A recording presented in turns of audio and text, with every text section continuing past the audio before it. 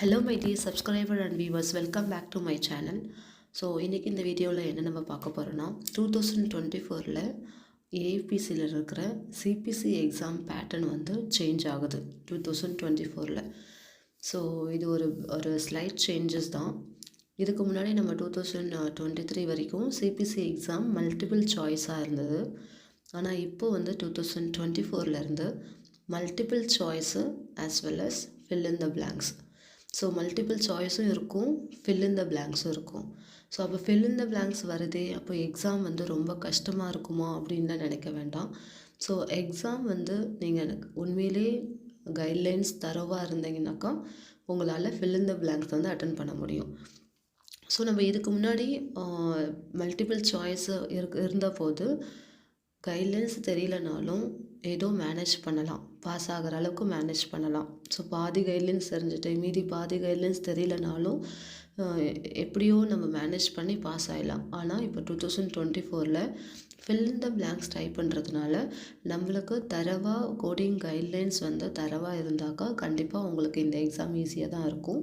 So multiple choice as well as நீங்கள் எப்படி practice பண்ணுறீங்களோ அதே மாடல். But fill in the blanks பொறுத்த வரைக்கும் ஒரு பேராகிராஃப் கொடுத்துருவாங்க. ஸோ அதை நம்ம படித்து பார்த்து கோடிங் கைட்லைன்ஸ்லாம் ஃபாலோ பண்ணி நம்மளா இண்டெக்ஸில் போயிட்டு கோடு தானாகவே எடுக்கணும். ஸோ ஃபார் எக்ஸாம்பிள் இப்போது பேஷண்ட் வந்து ரிப்பேருக்காக வந்திருக்காங்க, இல்லை டிப்ரைட்மெண்ட்டுக்காக வந்திருக்காங்க அப்படின்னா ஸோ அந்த டீட்டெயில்ஸோடைய சர்ஜரி வந்து நம்மளுக்கு கொஷினில் கொடுத்துருவாங்க.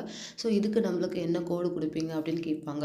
ஸோ இதில் வந்து நம்ம இண்டெக்ஸில் போயிட்டு சிபிடி புக்கில் இண்டெக்ஸில் டிப்ரைட்மெண்ட்டுன்னு லீட் பண்ணி டிப்ரைட்மெண்ட்டுக்கு கேட்ட எந்த டெப்த்துன்னு பார்த்து அந்த டெப்த்து கொஷினில் எவ்வளோ சென்டிமீட்டர் கொடுத்துருக்காங்கன்னு பார்த்து அந்த சென்டிமீட்டரை வச்சு நம்ம கோடு தானாக எழுதணும். அந்த பிளாங்க்கில் fill in the blanksல கோடு நம்மளாக எழுதணும். ஸோ இதுக்கப்புறம் வேறு சர்ஜரியும் அதில் அடிஷ்னலாக இருந்துச்சு அப்படின்னா அதை வந்து மறுபடியும் இண்டெக்ஸ் பேஜ் போயிட்டு அந்த டேர்மை வச்சு கோடு எடுக்கணும். ஸோ இது ரெண்டும் ஒன்றா கோட் பண்ணலாமா வேண்டாமா இந்த டீட்டெயில்ஸ் எல்லாமே கோடிங் கைட்லைன்ஸை ஃபாலோ பண்ணி அந்த fill in the blanksல எழுதணும்.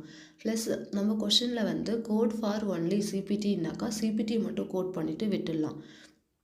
ஆனால் கோடு சிபிடி அண்ட் ஐசிடின்னு கொடுத்துட்டாக்கா ஸோ என்ன சர்ஜரி பண்ணுறாங்களோ அந்த சிபிடியும் கொடுக்கணும். அதுக்கான டயக்னோசிஸ், ஸோ அல்சரா இல்லை ஊண்டு இன்ஃபெக்ஷனா அது எந்த ஏரியாவில் அந்த டீட்டெயில்ஸு ஃபுல்லாக ஐசிடியும் கொடுக்கணும். ஸோ சிபிடி ஐசிடி இது மேனுவலாகவே நம்மளா இண்டெக்ஸ் பேஜிலேருந்து கோடு எடுத்து எழுதணும். இதுதான் fill in the blanks model. So இந்த மாடல் வந்தால் கொஞ்சம் கஷ்டமாக இருக்கும்.